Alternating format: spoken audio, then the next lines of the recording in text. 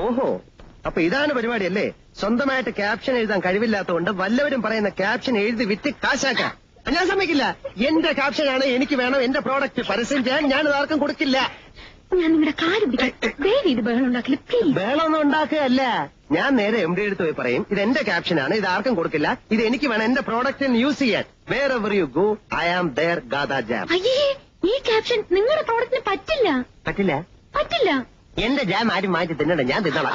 എന്റെ ക്യാപ്ഷൻ ഞാൻ കൊടുക്കില്ല. തരില്ല തരില്ല തരില്ല തരില്ല. അയ്യോ പ്ലീസ്, അരുത്. ഞാൻ എന്ത് വേണേലും ചെയ്യാം, പോവരുത്.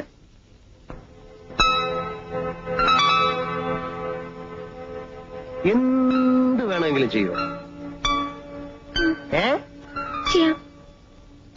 അതെ, വേണ്ട, ഞാൻ പോയി പറഞ്ഞേക്കാം. പറയരുത് പറയരുത് പ്ലീസ്. പിന്നെ വാക്ക് മാറരുത്. ഇല്ല. സത്യം.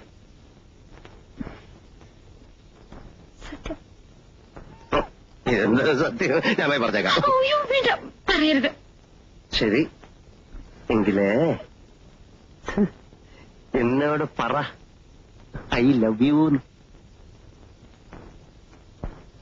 ഞാനിപ്പോ പോയി പറയും, കമ്പനി പൂട്ടും, MD തൂങ്ങും, ഗാഥയുടെ പണി പോകും. ഓക്കെ, പറയാം. പിന്നെ പറയാൻ ഇത്ര പ്രയാസം എന്തോന്ന്? I love U.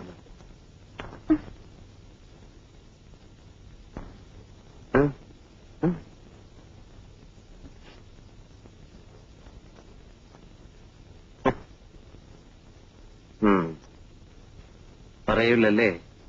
പറയാം. അല്ല, ഇല്ലെങ്കിൽ ഞാൻ പോയി പറയാം. Tell me.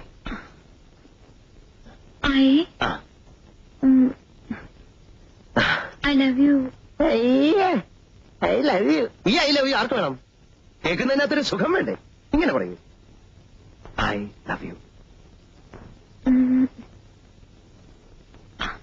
I love you. I love you. MD, I love you എന്ന് പറ. I love you. I love you. എന്താ I love you? Okay okay okay, എന്നെ കെട്ടിപ്പിടിച്ചിട്ട് ഐ ലവ് യു അങ്ങനെ പറ. MD, എന്നാ കെട്ടിപ്പിടിച്ചോ I love you. I love you. I love you. ഇതെന്താ ഐ ലവ് യു? എനിക്ക് പ്രശ്നമൊന്നുമല്ല, ഞാൻ പോയി പറഞ്ഞേക്കാം. MD കെട്ടിപ്പിടിച്ച് ഐ ലവ് യു എന്ന്. MD കെട്ടിപ്പിടിച്ച്